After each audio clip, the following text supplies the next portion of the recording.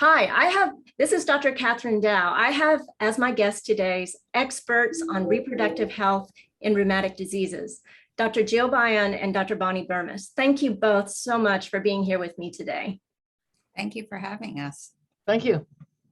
So what inspired you to go into the field of lupus and pregnancy? I know, Bonnie, you have such an interesting story, and I'm sure that Jill does too. Bonnie, you want to start? Yeah, I'll defer to you. So I actually, when I was doing my rheumatology fellowship, thought I was going to be a bench scientist and was working in a lab at the NIH. And the lab did work on cellular immunology of lupus and also HIV and transplant immunology.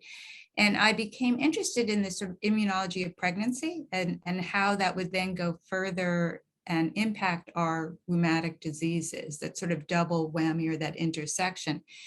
So actually, when I moved back up to Boston and decided to become a clinician, I decided that area was so interesting to me that I wanted to focus on it. And one of the things, and I suspect Jill will echo this, when we started in this area, most rheumatologists were very uncomfortable caring for patients who had rheumatic diseases during pregnancy. They didn't want anything to do with it. They didn't want to prescribe medicine. And I loved it. I mean, I loved caring for patients. I loved helping them through a pregnancy. And early on in my career, the number of women with lupus who came in who said to me, I was told I can never get pregnant. I should never get pregnant, was astounding. And one of my first cases that I cared for a woman who was on azathioprine and was told by somebody to terminate the pregnancy. That was the level of misinformation. And I know that Jill in particular has done so much for so many women who've gotten pregnant, and I suspect she will echo my sentiments. There is just nothing more joyful than a person who has wanted to pursue pregnancy and you've held their hand or helped them hopefully during the pregnancy, and they come back to your office and, you know, it's a gift. So, and there are two of them. And there are two of them. And there are two of them, or three. Yeah, sometimes they're great. I think Bonnie has said it all. I'm not sure I can add very much to what she has said. I had sort of an opposite route. I thought I was going to be a clinician, and I never dreamed that I would enjoy the laboratory. I started out working on white blood cells in the laboratory with my mentor, Gerald Weissman, moved to Winchester's lab, and a patient came along who, and I really didn't see very many patients, who had lupus, and she had anti-LOT antibodies, not Rho. That's not really important to the story, but I rarely go on vacations. And I remember during my one and only ski vacation, she called me and she said, oh my God, my baby has a slow heart rate. What in the world do you think this could be? And all I can say is that launched a career of translational research for the next 30 years. And a lot of it was actually going back to the bench, a little bit opposite from Bonnie. But I also agree with her. It's an amazingly exciting field. And it's a field where people really care. They really want your help. And there's so much at stake. And for all, you know, it's sort of like for all the rejections or the misses, the fetal deaths, the terrible things, the joy of having it hit one time, even if it's only one time, it's absolutely immeasurable. There's nothing more to say about that. And I think Bonnie has organized so much information. I could just give an example that she's written about hydroxychloroquine in a letter to the editor when there were some issues that were raised. And I actually leave that letter, it's right pasted in my office so I can constantly refer to it. I am so honored, Jill, I have to say. No, I'm not kidding you. So all I'm saying is that, you know, people who care about this, Bonnie and I are one of many people, and I'm sure we could give you many names. I think we're kind of a unique group, and it just, this stuff really means a lot to us. And we live and breathe it, you know, we're on call like 24/7. Oh, absolutely. And you both worked on the ACR reproductive health guidelines, and it's such a major feat. And I think everyone who's involved in taking care of a lupus patient should really read the document. And to me, this is the gynecologist, the internist, family medicine doctor, nephrologist. So how are you disseminating this material to other specialties? Want to answer that?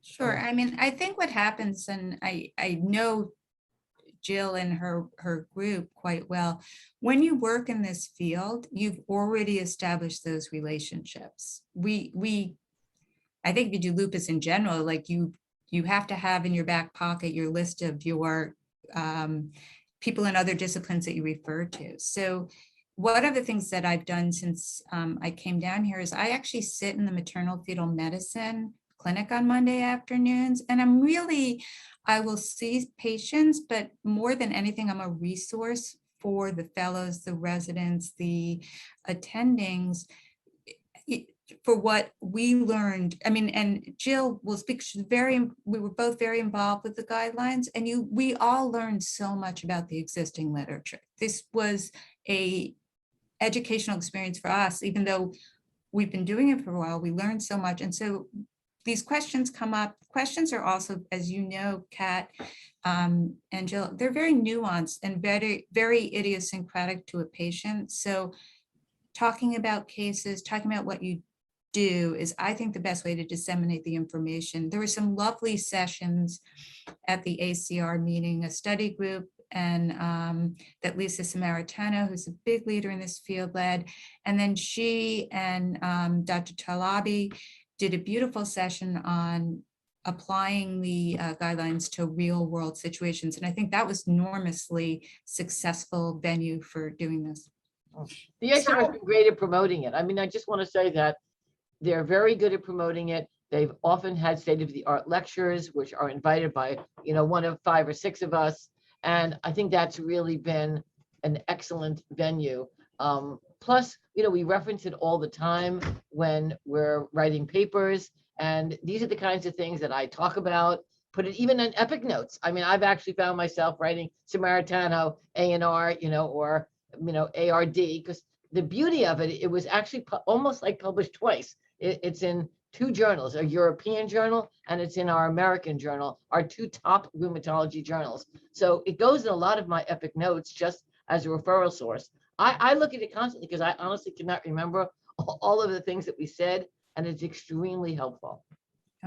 The other thing that I find fascinating is that, some of us who are interested in the field, probably now 6-7 years ago, suggested a study group. And our first ACR study group, we were ecstatic because we got maybe 50 people, and people thought we were going to get no one. Couldn't even log on because I didn't realize I had a pre-register and had to wait to be bumped from the wait list. There were 500 people logged on and a wait list. That just goes to show you how much growing interest this is. And I think our younger colleagues and trainees really want to be able to deal with this. They want to be able to help their patients, and that's great. I mean, look, lupus is a disease of women of childbearing age. Exactly. So I think it's inherent in what we do, right? Yes. And we're not forced. I think we gladly, move into it, that this is what you want to do. And yes, it's a really common concern. I would say for pretty much every patient that I see is brought up, whether it's birth control. I mean, obviously there's the pre-part of pregnancy, which is really important. There's the postpartum pregnancy that's really important.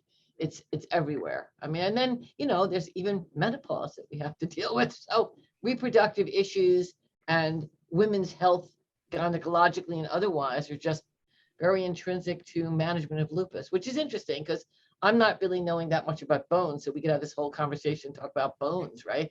But it's an extra piece that some of us have kind of become a little like mini gynecologists and mini MFMs. And like Bonnie said, and I don't actually attend their clinics, but I'm always screaming about delivery and this and that. We have joint meetings actually between rheumatology and MFM every 2 months, and we present cases and go over the literature. So that's kind of how we integrate. That's actually very helpful for multiple institutions to do. I think that's essential. Now, there are 2 questions that came up at the ACR meeting. And, I was looking at the ACR guidelines, I looked at the EULAR guidelines, and I did a literature search. And really, there's no correct answer, in my opinion, to these 2 questions. The first one is hydroxychloroquine dosing during pregnancy.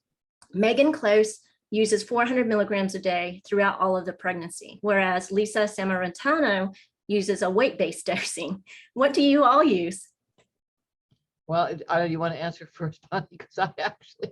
All right, so I think there are really 2 levels to this question.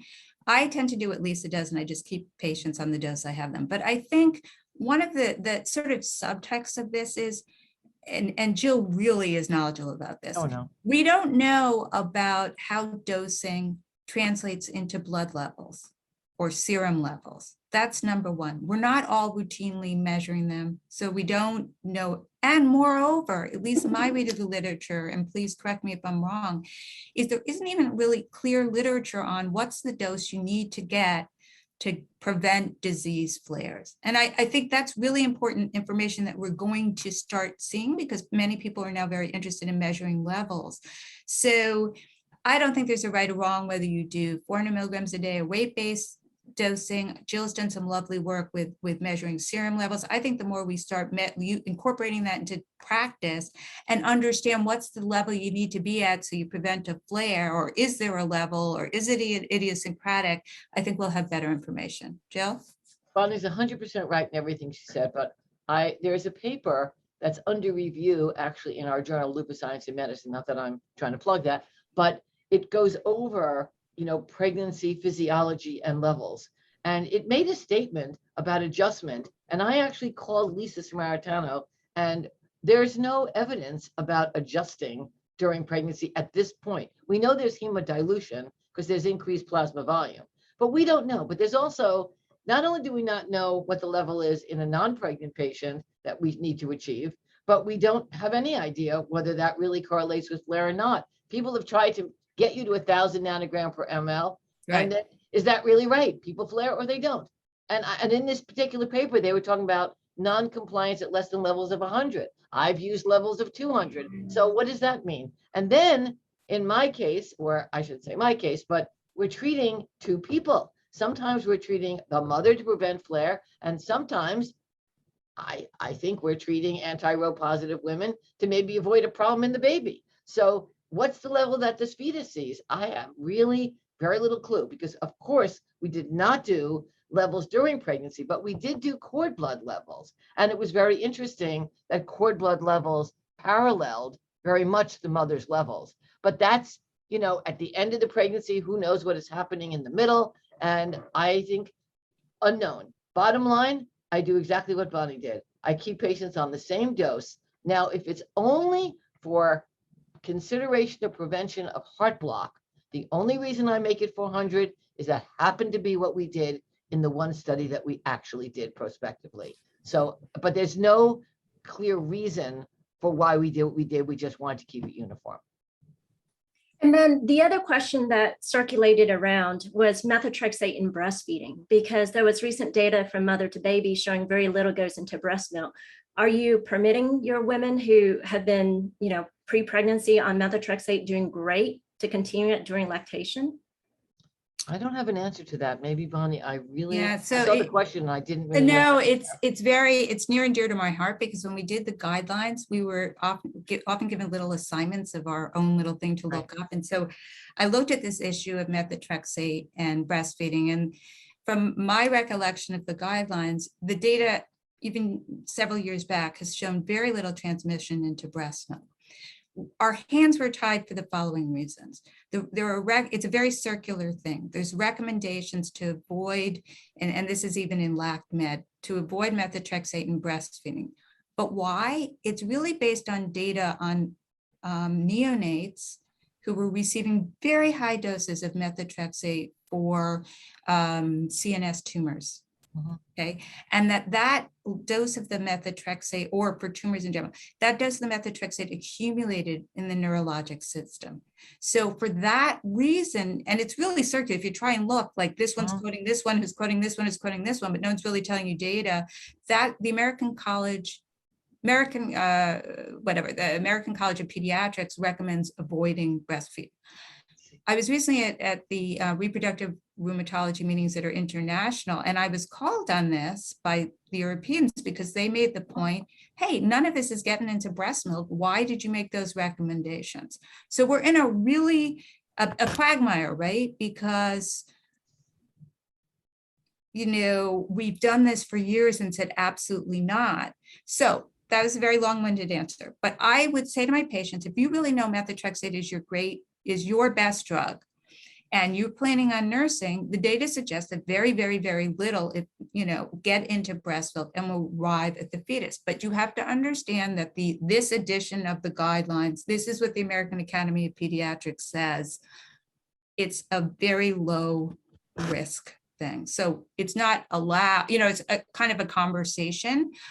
What you do find is, and this, Kat, because you also take care of a lot of pregnant patients with rheumatic diseases, people are very wary of doing anything when they're either trying to get pregnant or breastfeeding. So I would say it's the rare patient who's going to say, yippee, get me started back on my methotrexate. They're most likely going to ask for another drug. But if someone said, I'm comfortable with it, I would say, fine, it's reasonable. Yeah, it's my patients who, have already delivered, they go into a postpartum flare, and it's the arthritis part of it. And they were so well controlled with methotrexate plus whatever else they were on. And it's so hard to get them, under control. By the way, I want to pick up on that comment. It's interesting to me because I don't see too many postpartum flares that require treatment or much of an adjustment. So it is an interesting statement that you make that during pregnancy, they're doing fine, not on methotrexate, right? By definition, and I'm hoping that they're not on steroids or anything else that you happen to use, but let's say not. And then you've made a comment about postpartum flare. That's kind of interesting, right? Just in and of itself, now all of a sudden, while they were doing well in pregnancy, now they feel a need that their arthritis is back and all that. That's just even of itself a kind of an interesting observation. There's a lot of sorry, guys, there's a lot of data, and it is very interesting. And one of the things, it's more often, I think, no matter what the literature says, I think you more frequently see this in inflammatory arthritis like rheumatoid arthritis, this postpartum flare, exactly. Right? Yes. And if you think about it, towards the end of pregnancy, this is why infections in the last trimester end up producing preterm premature rupture of the membranes and labor, is because levels of TNF alpha go up at the end of pregnancy. Right. So you can imagine that you have people who the level's gone down, so they're doing okay on minimal meds, and they deliver, the level goes up and they flare. And I think the immunology of this is so interesting. The little I know, it's just like very intriguing. Well, it's true. And I think there's hormonal influence too. You got estrogen goes up. Yeah. And I once wrote a paper 35 years ago, my first paper in A&R, the estrogens were actually anti-inflammatory, but at any rate, effect on neutrophils. But there are obviously glucocorticoids go up. So that's something that we all acknowledge, and we don't have to come up with some fancy mechanism. And then that kind of gets wiped out a little bit. So I'm sure there's a lot of reasons for this. It's just, I haven't observed that much, that my patients suddenly have a lot of arthritis when they were doing fine during pregnancy. I haven't seen that very often. So I'm going to close out with one final question. Mentorship. What advice do you give in order to get more rheumatologists and trainees interested in this field? Do it. I think that, I don't know, in our clinic, when a patient comes in who's pregnant, everyone can see my face become so enthusiastic. I drop what I'm doing. I won't listen to anything else, and I give it much too much attention. Maybe that's just, my influence, but I think Bonnie and others have excited people in training enough to want to go do this. And I do think many people are very enthusiastic. Yeah, I'd say generationally it has changed. Actually, the best piece of mentoring advice I ever got was from Mike Lockshan's when we overlapped at the NIH, because I was going back to clinical work after being in the lab. And I had started to get really interested in this. I was sitting in clinic with him and, precept or whatever, shadowing him and interested. He gave me the single best piece of advice. And I think it doesn't matter what you want to do as pregnancy and rheumatic disease. It doesn't matter if you want to be a lupologist or rheumatoid arthritis expert. He goes, go to the MFM people, go to their conferences, hang out with them, tell them you want to take care of your patients. He goes, eventually you will be an expert because people will send you patients. There is this funny thing where you have to sort of, you're not really an expert yet, but you want to be. So you sort of have to say you're an expert or interested in something, but then you get the patients and you do gain expertise. So. Absolutely. And I have one more thing to add. So getting our trainees involved, and Bonnie, you're incredible. You're allowing me to help you write a paper. And I would say that got me even more interested in this pregnancy because there's so much data that we don't have, and we're basing these guidelines on. And so I think if we can get our trainees involved, getting people more excited about this, like what Dr. Buyon said, it's an incredible field and it's growing. So thank you so much, ladies, for allowing me to pick your brains and for being here with me. This is Dr. Kathryn Dao reporting for Room Now. Thank you so much. Have a Thank you great for one. having us. Thank you.